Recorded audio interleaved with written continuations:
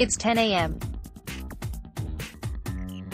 On a muggy summer Sunday, the steam from last night's rainstorm seeping in through the doors of an unair-conditioned fieldhouse at the Westtown School, and Cole Anthony's ratty gray undershirt is already soaked through with sweat. The 6'3" Anthony, high school basketball's version of Russell Westbrook and arguably the top prospect in the class of 2019, is there for the PSA Cardinals Combine, a one-day camp held on the final day of July's second live period that college coaches can scout. He isn't supposed to be playing. This was going to be his time off, a break between the grind that led up to Peach Jam and the insanity of a schedule that will take him from New York to Las Vegas to North Carolina to 2 different stops in California over the course of the next 3 weeks.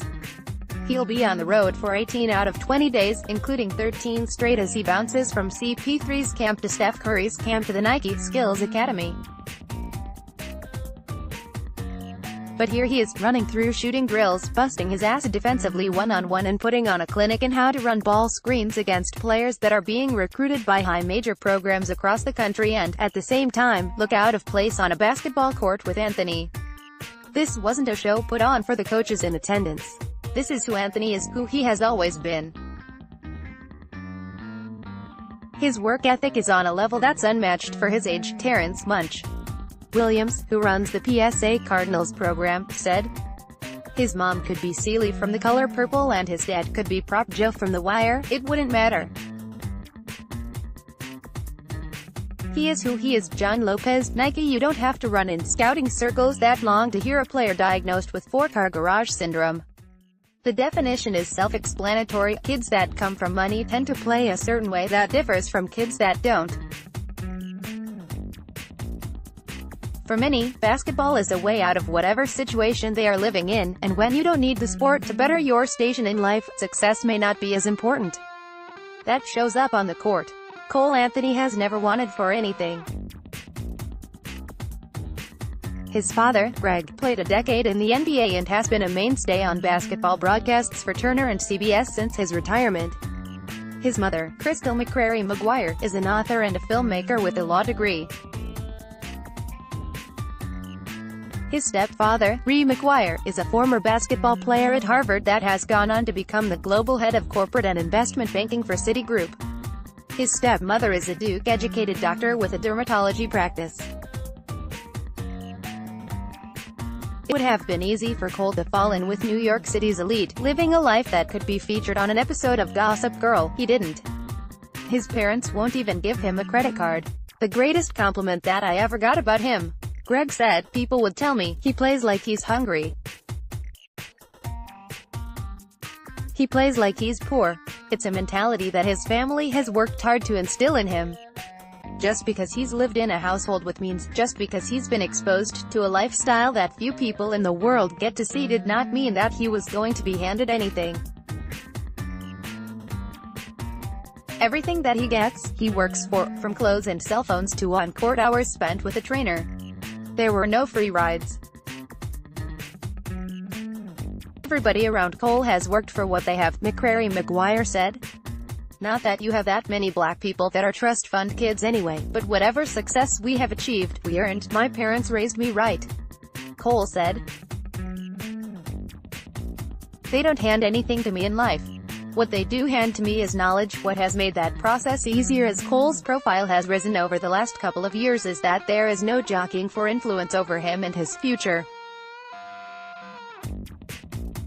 Every adult in Cole's life, be it his father, his mother, his high school coach, Munch, has a role to play and a job to do, and they do it. When I reached out about writing this story, I was told to call McCrary-McGuire. When Cole is asked about his recruitment or the timeline for a decision on where he will go to college, he says to talk to his dad. And while his dad is an NBA veteran that is paid handsomely to be a basketball expert on television, he doesn't interfere with the way that Munch coaches or the way that Cole was deployed at Archbishop Malloy this season. The best basketball teams are the ones where every player on the roster knows and buys into their role, a fitting analogy for the support system that Cole has behind him. We really do have a village around Cole, around our family, who are level-headed, sensible people who value the basics, kindness, family and education, McCrary-Maguire said. And it's rubbed off on Cole, who is the oldest of 5 siblings. His 15-year-old sister is his best friend. You're more likely to see Leo, Cole's 5-year-old brother from McCrary-Maguire's second marriage, at one of his New York City workouts than not. When he's with his younger siblings, he's about their world. Greg, who has 2 young children from his second marriage, said. Video games, playing in the pool. If they want to go out and dribble, toss a football, do a puzzle. He genuinely enjoys their company, and that's awesome to see. On Sunday, before he took his break to eat lunch, Cole spent 15 minutes talking with the 7th and 8th graders from the PSA Cardinal program. The group of 6 boys had spent the morning running water to the coaches sitting courtside or cleaning up the discarded bottles that are found in any gym where players are working out. He wanted to make sure they knew he cared, that he was there to help them if they needed it. That his situation is not common, and he wants to help. Basically, he said, I just don't want to be an asshole. That's the only thing I've never wanted to do. Cole Anthony is a fascinating story in his own right. He's the son of a former NBA player and current broadcaster that has developed into one of the best high school basketball players in the country. He's the Russell Westbrook of the EYBL, an uber-athletic 6'3" guard that was named EYBL Defensive Player of the Year in 2017 and EYBL MVP this past season.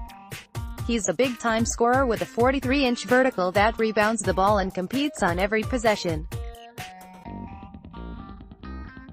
There's a reason that every school in the country is going to try and recruit him, but it's that recruitment that has taken the intrigue into New York City's latest point guard to the next level.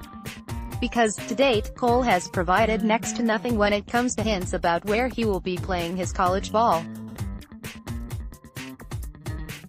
In June, he told reporters at a USA basketball training camp that he will, obviously, be considering Kentucky.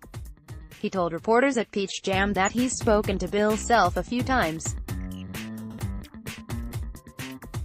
As far as I can tell, that's all that he's said publicly about schools that are currently pursuing him. I don't want to single anyone out, he said. The plan is to wait as long as possible, likely into the spring of his senior year, to ensure that the coach he ends up committing to will still be at the program when he enrolls. At one point in time, Anthony said, he was hung up on his recruitment, on where the offers were coming in from, what schools were recruiting him, what coaches watched him play, and he remembers his father telling him that it was pointless to worry that early in the process. The turnover in the college ranks is too much, a point, Cole says, that was exacerbated by the scandal that enveloped college basketball last season. Rick Pitino was fired by Louisville. There were doubts about whether Sean Miller would keep his job at Arizona throughout the season.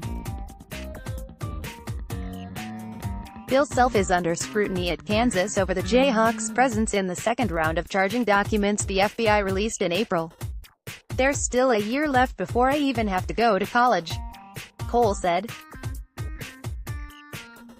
There's a whole bunch that can happen. To figure out who is actively recruiting him, you have to read the tea leaves.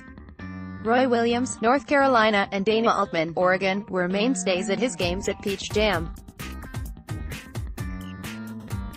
Williams and an assistant coach were at the Westtown School on Sunday, as was Mike Bray, Notre Dame, Patrick Ewing, Georgetown, and John Beilein, Michigan, who were front row for Cole's first workout of the day. St. John's, Villanova, and Pittsburgh all had assistant coaches at the event as well. The most detail that Cole provided on a timeline to his recruitment was that he's planning to sit down with his dad in mid-August to talk it through, but at this point, Anthony has yet to announce where he's planning on playing his senior season in high school. He'll be leaving Malloy for a prep school. Sources told NBC Sports that he's expected to end up at Oak Hill Academy, and the uncertainty has only heightened the interest. Right now, I don't need the attention, he said. I get enough attention as it is, and honestly, it brings me more attention the less I say about it. people get more curious. The limelight and all that comes with it has never been a priority or a concern for him, Greg added. He loves to play, he loves his friends, he loves to compete. The thing about this game at the highest level, sometimes guys fall in love with the life. He's in love with the game. John Lopez, Nike. Before Anthony was a high school basketball sensation, before there was any talk of the NBA or one and done or even college hoops, he was the gap-toothed, chubby-cheeked 11-year-old star of Little Ballers, a documentary about AAU basketball on Nickelodeon. "I'm happiest in the world," he said, his navy blue polo shirt buttoned all the way up, hugging a giraffe pillow pet, "when I'm playing basketball, and I want to go to the NBA and do it for the rest of my life." That was the first his mother, who produced the film, heard him say that. "I had never had that conversation with him," she said. Right around that same time, after a Little League baseball game, Cole told father he was done playing other sports. He just wanted to play basketball, which, in a way, Greg had always expected. Cole is, after all, the son of an NBA player, but the decision still surprised him. At the time, Cole just wasn't all that good at the sport. But that quickly changed. Cole had always been intense and competitive.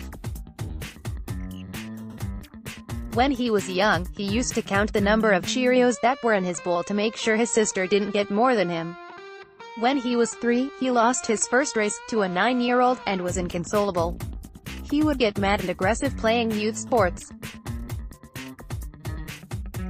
He didn't understand the concept of a referee, or why that man with a whistle was able to call a foul and stop the game.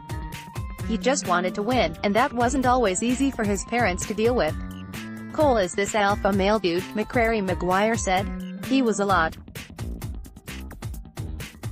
I joke about it now, but at the time it wasn't all that funny. I used to joke," Greg said. "All those things that are a pain in the ass for us right now, they are really going to serve him well later in life.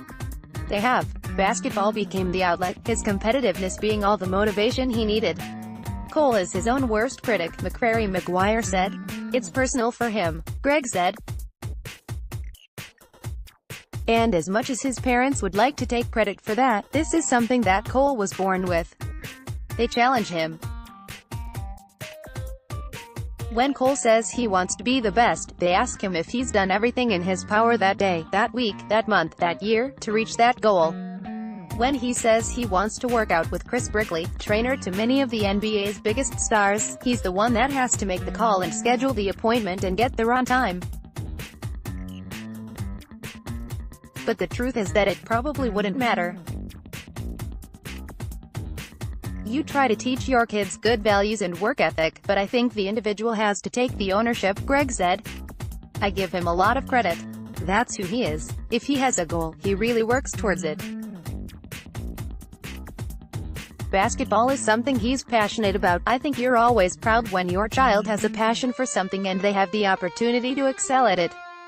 So that part is really rewarding. But it also may have backfired. Far as I can tell, the biggest point of contention between Greg and Cole has to do with a game that was played 3 or 4 years ago. It's the last time that the two played one-on-one, and to hear Greg tell it, the game was tied at point when his hamstrings flared up and his Achilles were swollen and he had to leave the court. "I was in pain," he said, a smirk peeking out from under the black Nike hat pulled down over his face as he made sure to note that the last time the pair played, Cole did not win. "I could have finished, but I'm a big golfer, and I was thinking to myself, if I get a significant injury, I'm off the course for a while." Cole. He's not buying it. "I beat him," he said. "The game was not tied. I was winning. It was a couple games we played, and those games I won." He copped out, because he was hurt or because he knew he was about to lose? He knew. Did he say I lost? No, just that I didn't win. Yup. There you go. That game was 4 years ago. And Cole will be talking about it for the next 40.